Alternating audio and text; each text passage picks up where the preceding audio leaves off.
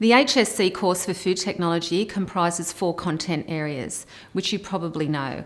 These are the Australian food industry, food manufacture, food product development, and contemporary nutrition issues.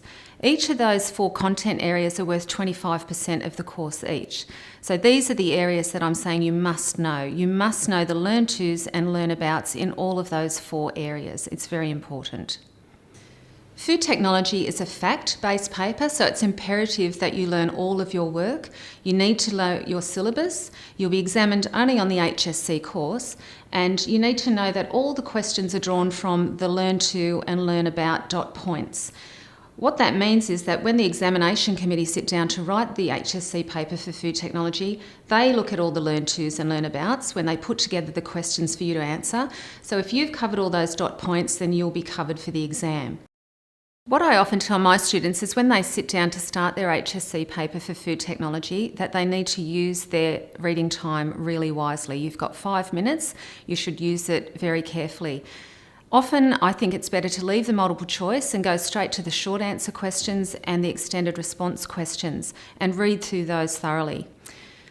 When you're doing this, if you come across a question that you're not confident in, it's really important that you don't panic. Just leave that question perhaps right until the end of the paper. You might find as you work through the multiple choice and you work through the short answer questions that will trigger some memory for you that will help you with that question.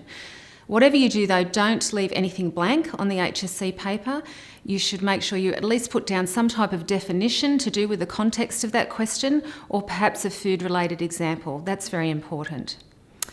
Another thing some people don't understand is that the exam paper is designed in such a way that it should ease you into the paper. And what I mean by that is with the multiple choice, quite often to begin with, the multiple choice are, if you like, a little bit easier. The first few questions of multiple choice are designed to meet everybody who's completed the course and studied.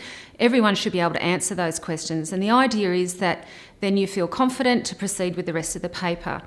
So I've had students get those first few questions wrong because they thought it was too easy and they were being tricked. So don't be fooled.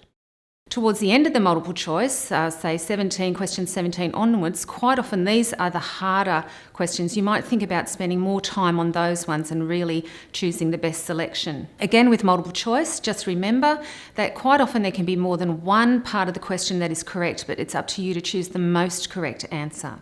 When you're working through your answers, make sure you provide examples and back your statements. That's very important. And obviously you're using food-related examples. The other thing I like to tell my students to do is in the short answer and extended response questions, they need to highlight or underline that verb.